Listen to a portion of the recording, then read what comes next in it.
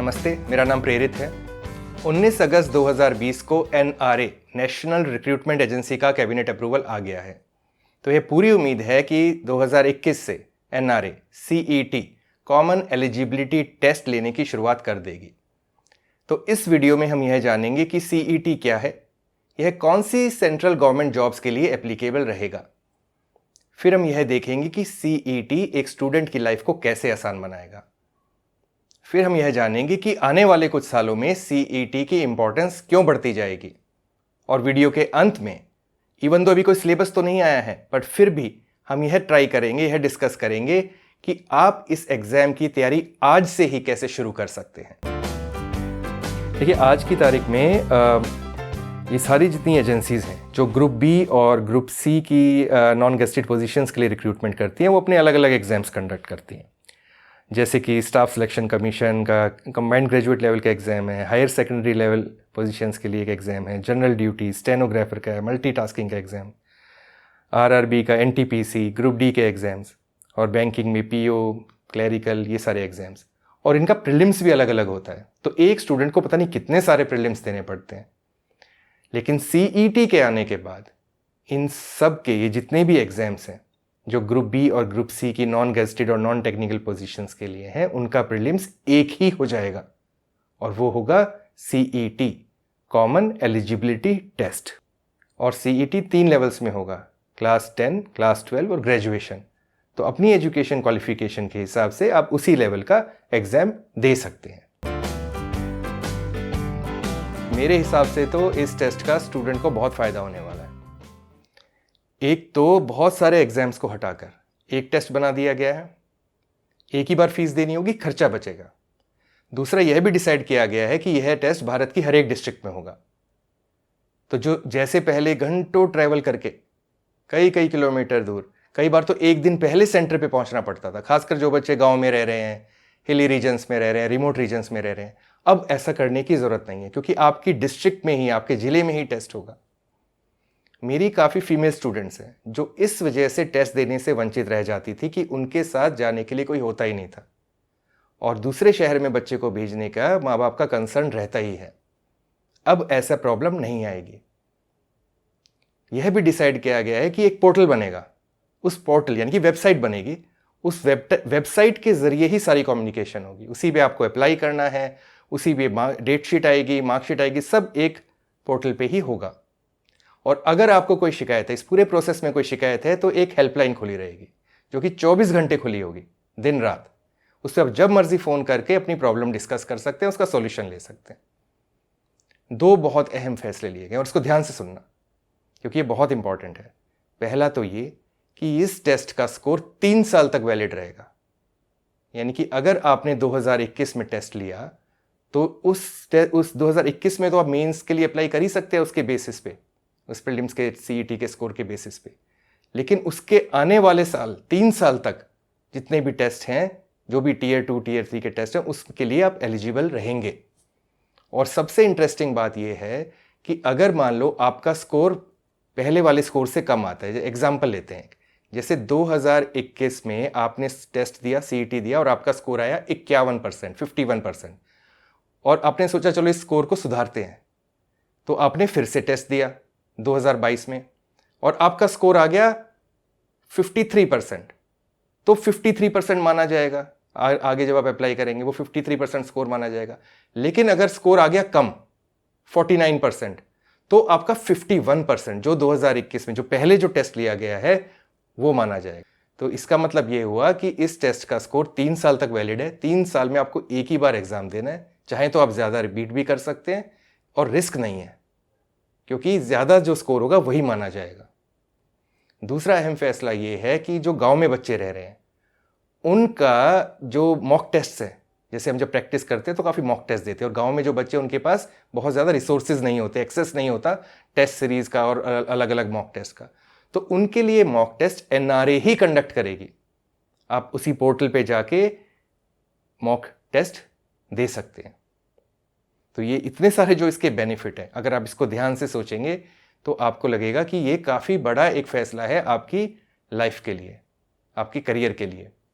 और अगर फिर भी आपको जो भी आपकी जो भी फीलिंग्स है ज़रूर आप मैसेज में नीचे लिखिए। कि अभी तक आप इस टेस्ट की इम्पोर्टेंस तो समझ गए होंगे। अब यह समझने की कोशिश करते हैं कि आने वाले सालों में इस टेस्ट की इम्पोर्टेंस कैसे बढ़ती ही जाएगी। 2021 में 3 एजेंसीज इस स्कोर को मानेंगी। कौन कौन सी? एसएससी, आईबीपीएस और आरआरबी। और ये सिर्फ 3 एजेंसीज नहीं है, सेंट्रल गवर्नमेंट की 90% से ज़्यादा जो पोजीशंस है ये 3 एजेंसीज ही फिल करती हैं। तो 2021 से ही ये बहुत बड़ा टेस्ट है जो 1 लाख से भी ज़्यादा जॉब्स के लिए एप्लीकेबल होगा। और आने वाले सालों में जो बाकी जितनी बची हुई एजेंसीज हैं जो ग्रुप बी और ग्रुप सी की नॉन गेजेटेड पोजीशन के लिए सेंट्रल गवर्नमेंट में रिक्रूटमेंट करती हैं, वो सब इस स्कोर को मानेंगी। स्टेट गवर्नमेंट भी एनआरए के साथ एमओयू साइन कर सकता है और उसी के बेसिस पर, सीईटी स्कोर के बेसिस पर ही अपने यहाँ अपने स्टेट में रिक्रूटमेंट कर सकता है। कुछ एजेंसीज ने तो यह भी बोला है कि हो सकता है कि हम सिर्फ सीईटी के जरिए ही फाइनल सिलेक्शन कर लें, मतलब सीधा फाइनल इंटरव्यू राउंड पे ले जाएं। अभी फाइनल नहीं हुआ है लेकिन ये डिस्कशंस चल रही हैं, और अगर तो आपको ये डिस्कशंस को भी फॉलो इसलिए करना है कि इस टेस्ट की इंपॉर्टेंस आप समझेंगे तो और मेहनत से तैयारी करेंगे। देखिए, मुझे तो ये भी लगता है कि इवन प्राइवेट सेक्टर भी सीईटी का स्कोर लेगा आगे 4-5 साल बाद। तो जो लोग अभी ग्रेजुएशन कर रहे हैं 4-5 साल में हो सकता है कि प्राइवेट सेक्टर में भी जो अगर आपको नौकरी करनी है तो सीईटी की इंपॉर्टेंस हो। रीज़न उसका ये है कि नेशनल लेवल का एफर्ट है ना, बहुत सारी एजेंसीज मिलकर इस टेस्ट को बना रही हैं, कंडक्ट कर रही हैं पूरा प्रोसेस। ट्रांसपेरेंसी है, हाई क्रेडिबिलिटी इसकी रहेगी। तो प्राइवेट सेक्टर इसको इंपॉर्टेंस क्यों नहीं देगा? और एनआरए ने तो बोला ही, एनआरए के जो प्रोसेस है उसमें ये होगा ही कि जो भी उसके साथ एमओयू साइन करेगा, चाहे वो स्टेट गवर्नमेंट है चाहे कोई प्राइवेट सेक्टर है, वो इस स्कोर को यूज कर सकती हैं अपने यहाँ रिक्रूटमेंट के लिए। तो इस टेस्ट की इंपॉर्टेंस को और यह ध्यान में रखते हुए कि यह इंपॉर्टेंस आगे बढ़ने ही वाली है, आज से ही आपको इसकी तैयारी में मेरे हिसाब से तो लग जाना चाहिए।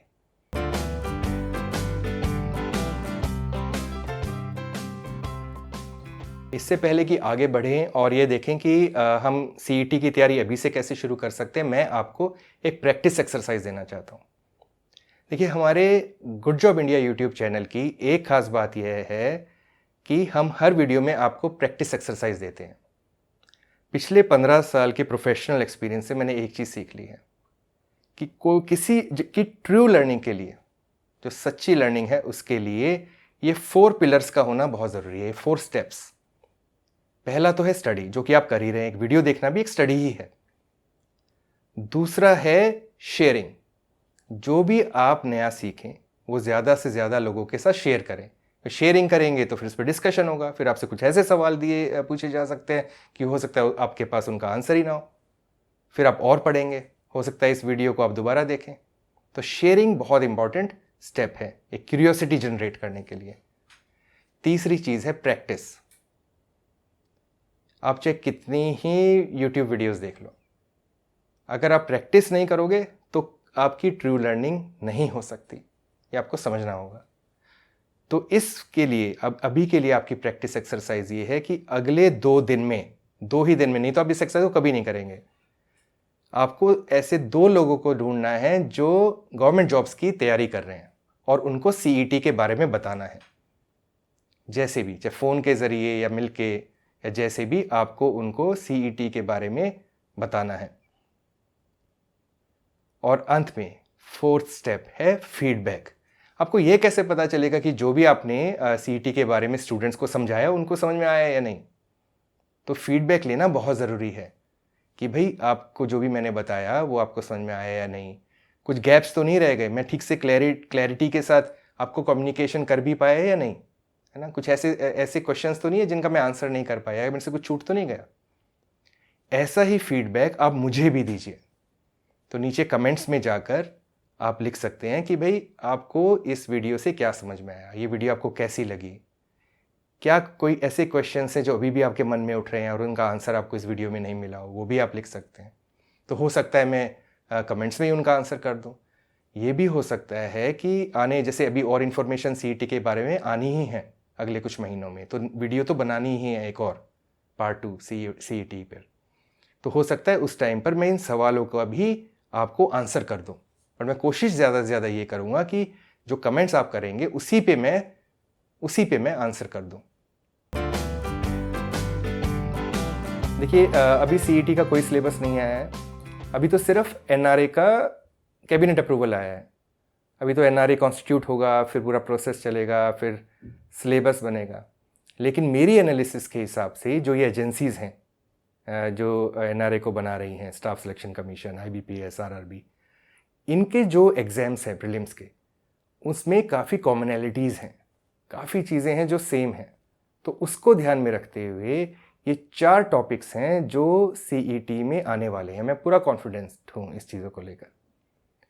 पहला तो है क्वांटिटेटिव एप्टीट्यूड, दूसरा है इंग्लिश, तीसरा रीजनिंग एबिलिटी, और चौथा जनरल अवेयरनेस। और इसकी तैयारी आप अभी से शुरू कर सकते हैं, आपको वेट करने की ज़रूरत नहीं है। देखिए ऐसा नहीं है कि रेलवेज़ की रीजनिंग कुछ और है और बैंकिंग की रीजनिंग कुछ और है, या क्वांटिटेटिव एप्टीट्यूड बैंकिंग का कुछ और है, उसका कुछ और है रेलवेज़ का। ये बेसिक एबिलिटीज़ हैं। It is a common eligibility test. तो इसका जो लेवल होगा, है ना, हाँ उसमें ज़रूर डिफरेंस रहेगा कि अगर आप 10th एग्ज़ाम ले रहे हैं, CET 10th लेवल का दे रहे हैं या 12th लेवल का दे रहे हैं या ग्रेजुएट लेवल का दे रहे हैं, उनमें ज़रूर डिफरेंस रहेगा। थोड़ा ग्रेजुएशन लेवल पे थोड़ा डिफ़िकल्टी लेवल बढ़ेगा, लेकिन क्वेश्चंस और टॉपिक्स यही रहेंगे, जो टॉपिक्स हैं वो यही रहेंगे।